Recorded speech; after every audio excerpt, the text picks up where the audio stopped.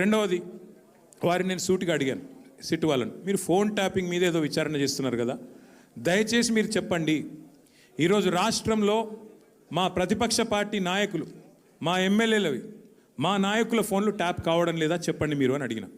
వాళ్ళు మాకేం సంబంధం, మాకు తెలియదు అని నీళ్ళు నమ్ములుతున్నారు తప్ప కావడం లేదు అని చెప్పే పరిస్థితి లేదు.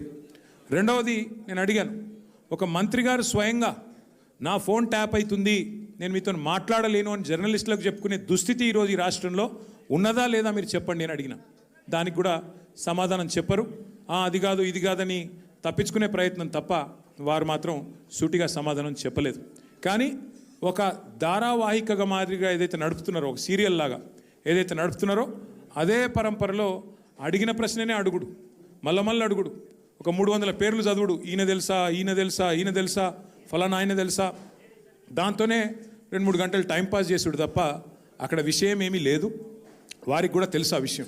అందుకే నేను మళ్ళొకసారి ప్రజలకు, మా సోదరులకు, మా పార్టీ సోదరులకు, మా మీడియా మిత్రులకు కూడా విజ్ఞప్తి చేస్తున్నా, మేము ఒక పార్టీగా, బాధ్యత గల ప్రతిపక్ష పార్టీగా ఏ విచారణకు పిలిచినా మేము సహకరించడానికి సిద్ధంగా ఉన్నాం.